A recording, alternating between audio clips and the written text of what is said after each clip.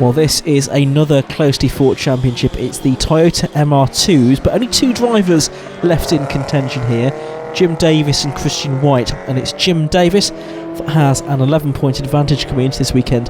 He also had an advantage in qualifying. He's on pole position. White is back in 6th. So red lights are shortly to come on. There's the 5-second board. It's Shane Mansbridge alongside Jim Davis on the front row of the grid. A bit of a mix-up qualifying session, truncated as it was by a red flag. So there is White from that side of row 3. He gets a pretty good initial getaway. Head off up towards Redgate Corner. For the first time, it's side by side ahead, and just struggling there to get the car into gear. Tim Heron goes flying through. I think he's done it now, and he tries to go back ahead of Heron around the outside. Well, that's something that Christian White definitely did not need at the beginning of this race. Oh dear, cars off there. Martin Fahey in the yellow, red and blue machine was one of them, and also one of the Nicholses. Possibly Mick Nichols has gone off and got caught up in that. Oh, and two in the barriers as well. The 53 car is that of Ray Couchman, 65 is Alan Cooper. So that is not what we wanted to see, with two cars off at Hollywood on the opening lap. That's created a bit of a gap partway through this big field of 36 cars we started with. We've lost another one now. That's number 47, Wayne Lewis, off into the gravel trap. Let's try and make some sense of what happened here. This is Simon Quinn, number 67. So he started on row 16. It all, I think, unfolded ahead of him. He tried to go around the outside of Maxine Nichols there. But what's going on up ahead? Oh, there's already one off. That was Farrelly, you could see on the left-hand side of the circuit. I think cars scattered in avoidance, really. And it was Couchman and Cooper that got spat out towards the left-hand side of the circuit. On board with Pete Seeley. He's in number 78. And he started on row 10 off the grid. There's Farrelly. Chris Thomas has also been off on the grass as well in car 84. This is, I think, Mick Nichols that we're on board with now. Oh, bang! Into the back of one of the Rogue Motorsport cars. So you can see he's sustained some front end damage, and Maxine, his daughter, in the black and pink car, has gone barrelling through. Now Tim Heron, so he had Christian White alongside him. There's White in the number 2 car, and that's where he was struggling to find a gear. So Heron got through into 5th position briefly, and White was trying to go around the outside. So those two cars off into the barriers there, both drivers out. I'm pleased to see that they're both okay. Marshall's rushing to the scene as well. Oh, bit of an arm around each other and a hug. I thought it was going to turn into something else then. On board with Martin Farrelly in car number 9. He didn't qualify as well as he normally does. Back on row 11 of the grid for the man from Fleet in Hampshire, an IT Services sales manager. As 51 goes wide, and someone goes wider still. 51 was Matt Rowe, who qualified quite well on the outside of the 2nd row of the grid. On board with Christian White then, so let's just try and figure out where White is as they come towards the end of lap number 1. He's in about, I think, 5th position, isn't he? As they make their way out of Goddard onto the start and finish straight. 78 car there, that is Pete Seeley. That's the ex-Wallace car that he's in. Yellow flag's waving because the recovery is going on up at Redgate, at the first corner, or the exit of Redgate, I should say. Here's Farrelly. He's just been passed by the 85 car, which is Nigel Ralphson. Ralphson holds on to that position, so it's Lewis Ward actually that has the lead then. First time we've really seen him out in front. Second is number 11, which is Jim Davis. And Davis here has the advantage in the championship, of course. Meanwhile, Chris White needs to make up places, and he's doing exactly that, side by side with Matt Rowe. Matt Rowe in the best of the Roadsters at the moment, the Mark III as opposed to the Mark II, which is what you find Chris White in. There's Sean Traynor, the outgoing champion, number 27. Didn't have a particularly good start to the season, didn't Sean. Has got his act together in the second part of the year, 4 wins, 4 second places, but it's come too late for the championship. There's a yellow flag there on the exit of Coppice, so I think someone has possibly stopped on the way down the exhibition straight. Meanwhile, the battle for the lead of the race continues, and it is number 40, Lewis Ward, who is ahead. He had that misfortune when his wheel failed last time out at Rockingham when he was in a good position, of course. He's lost the lead here to Jim Davis. Jim Davis, better run out of Foggers, but he's gone too deep there at the Melbourne hairpin. I thought Lewis Ward might get the cutback. Based in East Anglia these days is Lewis Ward, but hails originally from the West Midlands, from Stourport area. He's trying to get the lead back. That's the damage to Mick Nicholls' car. I think that's what you call crumpled. May well attract the attention of the officials. Hang on, that is the 95 car out of shape, which is Anthony Day. Very sideways indeed. So it's Jim Davis that now leads from number 40, Lewis Ward in second place. Third is Shane Mansbridge, fourth is Tim Heron, in fifth place is Chris White, and then Matt Rowe, the first of those roadsters, the silver coloured car, he's in sixth position then. Seventh is Ben Rowe. Now Ben was very lucky because he was in the gravel trap on the outlapping qualifying, but managed to excavate himself from there with the help of the marshals, got back onto the circuit just in time to set a reasonably respectable lap time before the red flags went out for another incident. Chris Ward back on board with him as he retakes the lead, but McLean's climbing now up the hill towards Coppice Corner, so it's Lewis Ward, number 40, back in front from Jim Davis's point of view. So long as he finishes ahead of his rival Chris White, it's all good, but he wants the lead back, and he's side by side with Lewis Ward now. Shane Mansbridge has a grandstand view of this. Lewis Ward has gone on the left hand side of the circuit, that's the inside line for the next corner, which is the Fogarty S's, and Ward holds on. Importantly for Jim Davis in second place though, there's still a 2-car buffer between him and Chris White. It's Chris White who needs to finish ahead of Davis really to try and take the fight to him going into the last round of the championship later on today. Oh, now Davis here in danger of losing a position to Shane Mansbridge, and worse still is up to fourth place. Now it's gone Chris White. Meanwhile you've got Sean Traynor and Ben Rowe there battling over position with Matt Rowe, so Ben ahead of his brother now. So it's Ward, Davis back to second, then it's Mansbridge, but White now ahead of Heron and up into fourth place. 6th, 7th and 8th go through, a gap back to 9th place, which is Stuart Nichols I think, and a sideways car in 10th place I think was Paul Cook. On board with Mick Nicholls, still with this damage to the front of his car.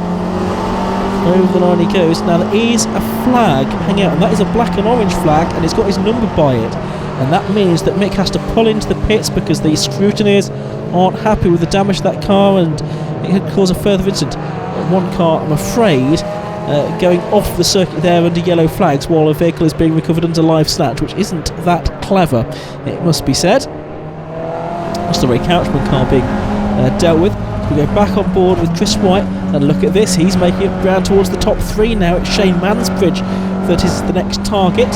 That's the car number 34 for the man from Norwich, having one of his stronger weekends really, after a good qualifying that put him on the front row of the grid, just a couple of tenths behind the pole position man, but he loses third place there to Christian White at Coppice. So down the exhibition straight, White now in the black car, the Russell Hennessy prepared car, is up into third position. It's Ward leading. In second place it's the number 11 car of Jim Davis, and now third is Chris White. So the two championship contenders, second and third. It's that Rogue Motorsport liveried car, number 11, Jim Davis, that has the cards in the championship at the moment. He's leading the way, as I say, by 11 points coming into this weekend's action. But already Chris White has taken quite a bit of time out of the top 2, and Jim Davis certainly doesn't want to be battling now with Lewis Ward. I think they probably want to sort of work together to try and get away from Chris White. It's been a good drive by Chris to get back. As we look at battles further down the order, including Martin Fowley, a couple of places ahead of him is the number 33 car of Alex Knight as well. He's been an MR2 race winner in the past, and well, this season has been pretty competitive with lots and lots of different drivers on the podiums during the course of this year. This is round 15 of the championship. It's a 16 round contest, for the Toyota MR2 Championship this year. Sean Trainer and Ben Rowe, the Devonian, going through shot. And then we'll look at this next group of cars. There's 9 Fowleys, just behind the number 83 car of William Gallagher, the Skelmersdale driver. Oh, and Lewis Ward under threat now from Jim Davis, and Davis, I think, is thinking, I really need to get ahead of Lewis now because Chris is coming for me. Side by side, over the line. They're coming into a yellow flag zone, I think, here, because there's a vehicle being snatched from the gravel trap at the Fogarty S's. So no overtaking there, and I think that's what Lewis Ward was possibly indicating with his hand as they came out of Coppistown Straight, that he could see yellow flags ahead. So down towards the Melbourne hairpin, back into green flag racing. Jim Davis goes very wide indeed, and Lewis Ward's going to go back through, and Chris White might follow as well in the number 2 car. The man from Maidenhead, who was runner-up in the championship last year, capitalises on that mistake by Jim Davis, goes back up to P2. Davis will fight back in that number 11 car, the man from Stratford-upon-Avon. Over the line they go. So it's Ward, White from 6th on the grid up to 2nd, and now Davis in 3rd, and now White goes for the lead at Redgate Corner. He can't quite make that work. But this is just really good racing. There's great battles all the way down the order. There is Mick Nichols. Well, he's still circulating. He should have called into the pits by now, and now it's a black flag, not a black and orange. He's going to be in some serious trouble with the clerk of the course, but he's still trying to get past the number 80 car of the Romford man, David Asprey, as they head down to Redgate Corner. Up ahead of them is number 29, which is Martin Fahy. Also number 60, Trevor Cooper, brother of Alan. Oh, and there's Fahy off again, just as he was on the first lap of that part of the circuit.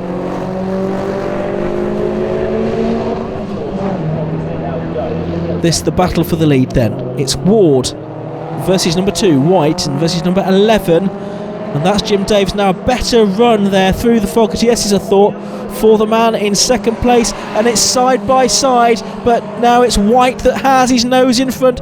He locks up. Does he run wide? Does Ward get back on the exit of the corner? No, he does not.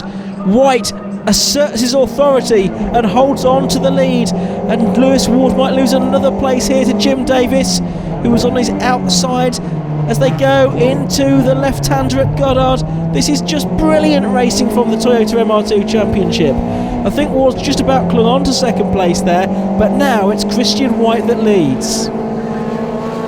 And they're on to the last lap of the race, up towards Redgate Corner. If it stays like this, this is just brilliant for Chris White. Lewis Ward, though, wants to get back in front. He's determined to score his maiden victory in the Toyota MR2 Championship.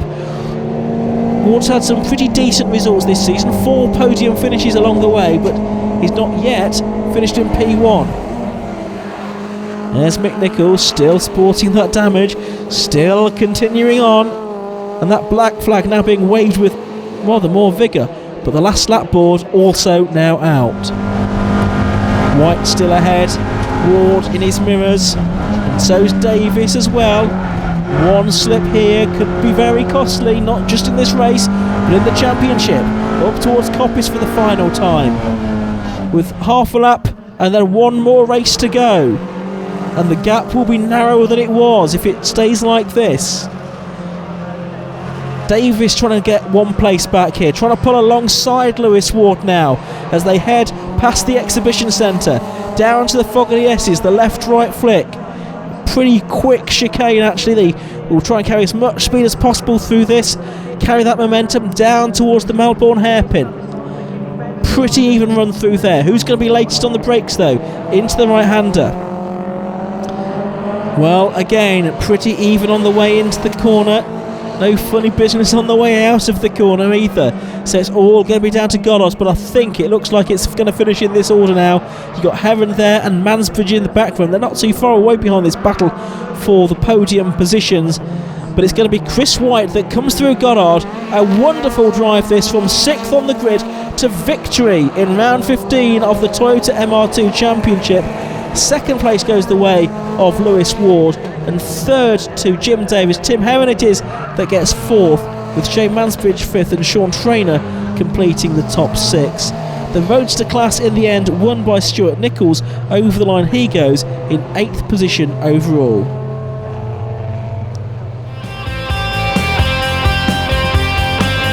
Celebrations for Christian White, who won that race by just under 1 second in the end. He also got the point for the fastest lap and a lap record as well. 1:53.91. Ward, Davis, Heron, Mansbridge, Trainer rounding out the top 6. Then Ben Rose, Stuart Nichols, Paul Cook and William Gallagher completing the top 10. Further back in 11th place was Martin Farrelly ahead of Alex Knight and Chris Thomas. Dawn Tunbridge, an excellent drive to 14th. Matt Rowe, after a good qualifying, dropping back to 15th position in the end. Christian, you know what you needed to do. Well done on the win. Yeah, thanks ever so much. It's a hard-fought race. Guys did a good job. Lewis particularly there, a bit hard to pass, and it's a fantastic result for us. Really pleased. And luckily, everything kind of went your way. You started 6th on the grid. You found your way through, and that's what you need to be doing. Yeah, I had a bit of a bump into turn 1. Someone ran wide and knocked me off. I had a lot of work to do, but car's working really well. Russ Hennessy's done a good job. Friends and family here to support, so we're absolutely ecstatic. I'm sure you would have liked a few more places between you and Jim as well. Yeah, I think it's done, to be fair, but no, I'm happy to be where I am. Lewis, you tried your absolute best, very impressive drive. Not quite the win, but a 2nd place will do for now. Yeah, absolutely. Fantastic race. Got a really good start. I think I led into the first corner and down through the crane curves. And then, just a great battle with Jim and Chris after that. Those two are fighting for the championship. I didn't really have anything to lose, but at the same time, I didn't want to hinder either of their chances. On the podium, more points, which is always handy. Yeah, great effort from Chris to come through from 6. That's really, really good, and really good fun to race with Lewis as well. Don't usually have that opportunity, and he's a great driver. It was just lovely. I wasn't challenging too hard because I've got to keep myself on the track, but still, I was pushing. So. Good effort from these guys.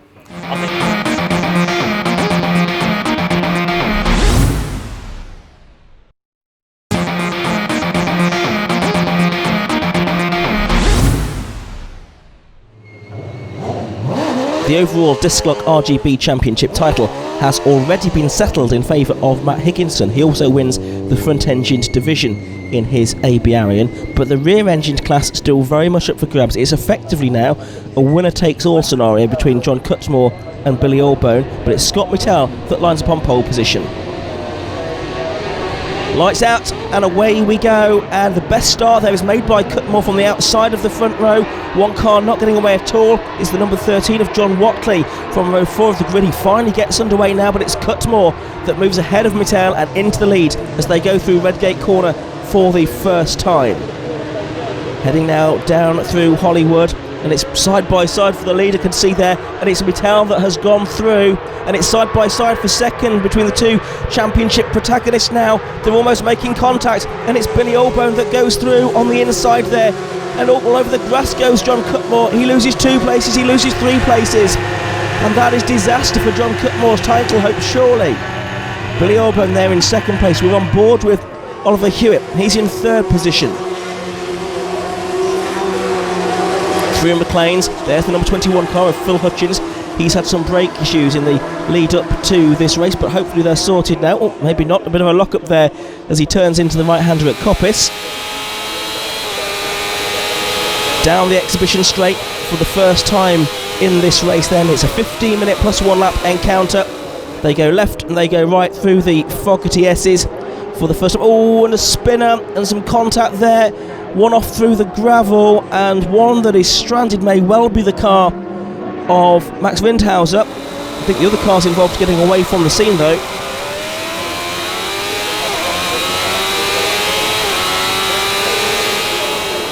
So up towards Goddard's, there's it's Al Bolton and Paul Rogers there side by side. They are a little bit further back, I think disputing something like 4th position there. Cutmore involved in that scrap as well, but it's Scott Mittal that leads at the end of lap 1. From in 2nd place, Billy Allbone, but he's going to lose 2nd place here because through on the inside goes Oliver Hewitt. And look at this, 4 cars disputing the same piece of tarmac there for 4th place as well, but the red lights come on. Red flags are out as well, and that, I presume, is because of that incident at the Fogarty S's. Well, this is what Matt Higginson could see. He started on row 7 of the grid. There's Max Windhauser going past him, outbrakes himself, and I think just tags the back of number 10, which is James Walker in another Spire, the former front engine class champion. And that separate incident down at the old hairpin, that was Oldbone forging his way through, Cutmore all over the grass and losing several positions, but he gets a reprieve because we'll have a restart. So 10 minutes plus 1 lap for this restarted race. Red lights are on and we are underway once again, and it's another good start by John Cutmore from pole position. A better start by Billy Oldbone this time as well. Scott Mittel losing a few positions there. Al Bolton in the number 3 car coming up into 3rd place as well. And we go on board with Cutmore, who loses the lead crucially at the first corner to Billy Oldbone. So it was a great start from Billy, and look at this, already pulling a few lengths away. This is Hewitt. He goes down to 4th place now because Al Bolton goes through. Bolton in his 9th season now of racing in RGB. He's raced in front engine and rear engine cars during that time, and that's the number 90 car of Joe McCormick, who had to start from the back of the grid. There go the leaders through McLean's then, and that's Dan Larner at the rear of that group. So Scott Mittel dropping back quite considerably, and yes, you can see him in the background there going very slowly indeed. It looks like Scott Mittel, the man who won the championship last year, has retired from the race, or is about to do so. So this very much leaves it now to these 2 Spire drivers, the teammates at the front of the field. Hopefully everyone makes it through the Fogarty S's safely this time. We're not going to have any cars stranded in the gravel trap as we did in the first part of the race. No, it looks like they've all made it through. So there's Dan Larner. There is Paul Rogers in the Contour. He is in 6th position, the driver from Norfolk. Up towards Goddard Hairpin they go, and Ollie Hewitt there sort of venturing a look down the inside in his Mittel. It's the first of the Mittels now, so it's a Spire 1, 2, 3 at the moment. Both of these drivers teammates as well, run by VR Motorsport. Matt Higginson that you can see going across the line there in the white and green Arian that has done so well and swept all before it really in Class F this season. He's been unbeaten. Going through there you saw the number 23 car of Doug Lake, another of the Spire GT3s, and Ollie Hewitt carrying an enormous amount of speed there through the trainers and goes up to 3rd position ahead of Al Bolton now. So he's going to try and go after the 2 leaders, climbing up towards McLean's right-hander, which they arrive at now. Hewitt with the back of the car stepping out. He's really pushing on what I think may well be his last drive in RGB, certainly VR Motorsport, going on to different things for 2017 and beyond. But in his 2 and a bit years in the championship, Ollie's been very rapid, not necessarily always had the results that he's deserved. So he's 3rd at the moment. 4th is Bolton, 5th is Larner, 6th is Paul Rogers. Better run through Fogarty that time for Al Bolton. You can see him in the inset there behind Oliver Hewitt, and he closes right up under braking and he goes through. Hewitt left quite a lot of space for him there, and he spins on the exit of the corner and they all avoid him. Well, a bit of a frightening moment. Already spun it again as he tries to rejoin the circuit. 1 or 2 having to take avoiding action there to not collect Oliver Hewitt. So meanwhile up front it's still Billy Oldbone leading then, John Cutmore in 2nd. They are actually pulling away from the rest of the field here. Al Bolton in 3rd now, with Hewitt quite a few places further back. He's got a bit of a recovery drive to do. Oldbone in his 1st year racing in RGB. He's done most of the winning this season. He's won 7 races during the course of this year. Cutmore has won 3, including 1 last time out at Rockingham, which wasn't a good weekend for Billy Oldbone, and that really is what has put the championship on a knife edge coming into this weekend. Cutmore in 2nd place, much more experienced. He's raced in RGB now for a number of years in a variety of cars, but always just has that bridesmaid tag really. Never quite gets the championship. Maybe this will be his year, but he's got work to do if that's going to happen. Well, there's number 88, David Watson, 2nd best of the front engine drivers during the course of this season. but he's been passed there by Oliver Hewitt as he makes his bid to climb back up the order. And ahead of Hewitt now is Colin Chapman in the BDN. Side by side down the exhibition straight, and I think Hewitt's going to make short work of him there. Yes, he does, as they go onto the brakes for Fogarty. Powering away from that corner now. Meanwhile, up towards Goddard's already go the leaders, and Cutmore has a look up the inside. Oldbone closes the door, but there was brakes locked there as Cutmore was determined to try and get through. As well he might be, because he knows he has to finish ahead of Billy Oldbone in order to seal the championship. Billy, a 750 Formula champion from a couple of seasons ago, and the next Super 1 karter as well. And there's Higginson going through, Colin Chapman and David Watson doing battle. Watson at the moment looking good for second place in front engine class in this race. He's in the MNR GM2. Watson just hasn't really been able to live with Matt Higginson in the AB Arian during the course of this season. Higginson not going quite as well this weekend in terms of overall positions as he has done in the past. He's just ahead there of the number 50 car of Tim Hovard in the Sabre T2A. And there is number 22, which is Kelvin Rawls in another of the Arians, the S2. The Andy Bates Bolton run cars.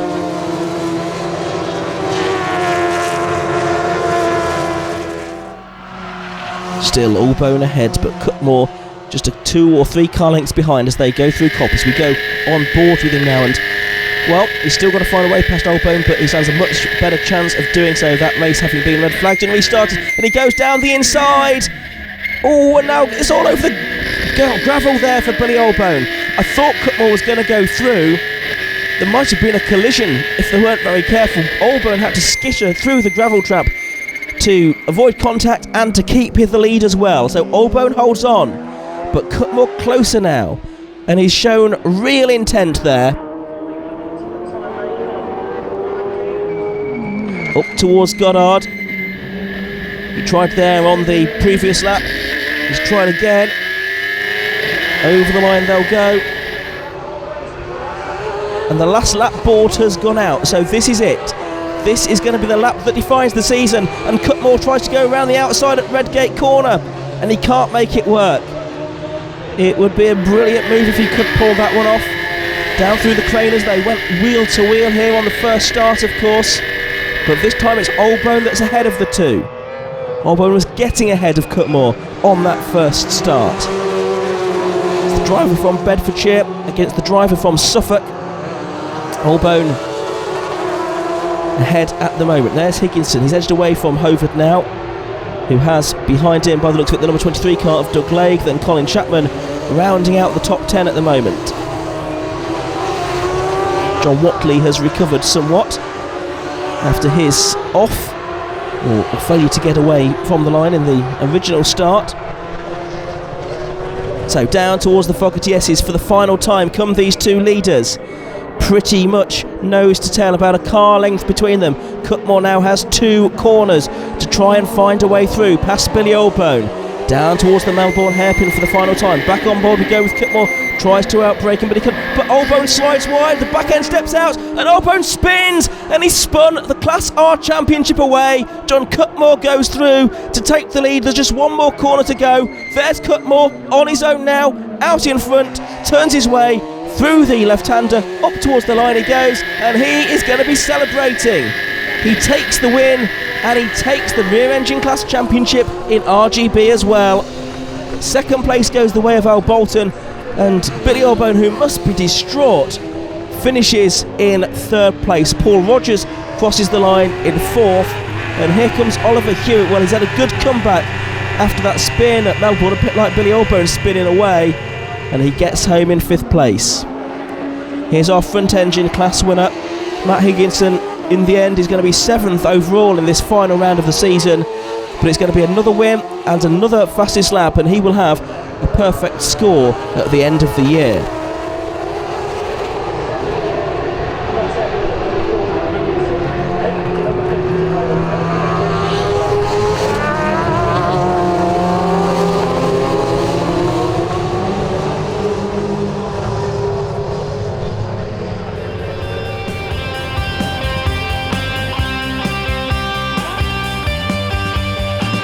That all-important win then going to John Cutmore by 7 seconds in the end. Bolton second, Oldbone third, Rogers fourth and Hewitt fifth. He also got the fastest lap as well, a 1:36.75. The Class F race win went to Matt Higginson. Further down the order, second in Class F was David Watson and Sam Cook, moving up into the podium positions in the end in car number 55 ahead of Jason Watstow, John Watley and James Walker after that incident in the first part of the race.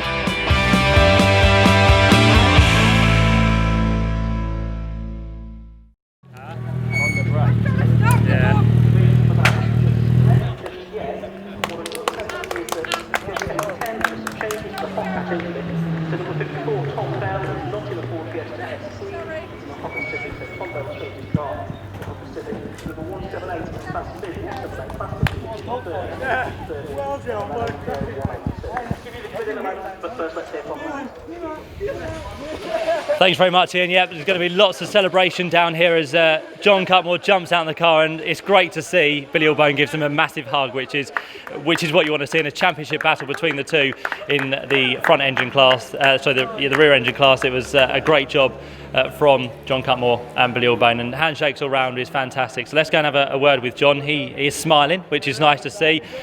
John, come over here and have a chat with us if you don't mind. I know there's lots of celebration to be done. That was one of the hardest races I'm sure you had to do this year. That was quite something, wasn't it? It was do or die. We had a bit of contact now, a bit of kissing here and there, nothing too much, and there's nothing in my mirrors behind, so it was all to play for. It was 1 point. Whoever won the championship. And in terms of that race as well, the lap seemed to be second half. That's where you came alive. I was waiting to see where Billy was weak, trying to pick my moment towards the end of the race. I didn't see the last lap board, so it was a bit of a bonus when I came around and saw the flag, but Billy made a mistake without me touching him. And what were your thoughts when that happened? You don't think, do you? Just try not to mess up. But great race, great guy to race with, fantastic. The cars are great, the car is absolutely fantastic. But you are the class champion, so time to celebrate. Happy days. John, well done. Congratulations on the victory there. Al Bolton's down here as well, who came through in second. Al, congratulations, second place. It all happened in front of you there. Yeah, kind of picking up the pieces as usual. The first race, I don't know what quite happened. I couldn't get the power down off the start. And then Dan Lana and Paul Rogers got past me, so I was quite pleased when I kind of got red flagged. Just saw Max in the gravel. And restarted, and my second start was just fantastic. I got it behind, I think Scott got a bad one, and I chased the guys down after that. And I think Ollie got past me, then I got past him. Good battle with him, the two VR guys battling. And then right at the end, I just saw Billy kind of across the track after Melbourne Loop. I don't know what happened, but they're obviously dicey, and I can't wait to see it on telly. Are you happy with how the season's gone now, Al? Amazing, yeah. I thought I wouldn't have a chance against these newer cars, but my dad's worked in the suspension all winter, and it's worked, and it's right up there. Billy, what can we say? You did the hard work and you did your best, but then right towards the end there, a slight mistake, but unlucky. Yeah, best man won on the day, mate. Best man won on the day. He more than deserves it. And there's no individuals here. It's a team at the end of the day. And all these boys, what a year. It's nice to see that you fought for it. You fought for it right down towards the end, and that's what we want to see, especially you two knowing each other and being teammates and all that. Yeah, but it's fair, and bloody hell. You're speechless pretty much, aren't you? Yeah, I will be for a while, till next year. Billy, good luck for next season. Unlucky on the final race there of the season, but Billy Allbone comes through in third place. And we can have a chat as well with Matt Higginson, who won the class once again for the final race of the year. Matt, another sterling race for you there, class winner. Yeah, brilliant. Good send-off. Typical madness RGB race, restart again, but I had to avoid Max at the chicane, and I went grass tracking, bouncing along, so knocked something out on the alignment. So the pace wasn't as good as it could be, but all in all, really great race to finish on, battling back, and great job AB Motorsport. The car's been well sorted all year, and it proves in the results. Has been a perfect season. Where do you go from here? There's a couple of options on the table. We're not sorted yet, but we'll announce something when it comes to fruition. Well, Matt, great job this weekend and a great job on the championship this year. Cool, thank you very much. There we go, Matt Higginson then, who comes through as the class winner, and our top three overall, Billy Allbone in second place.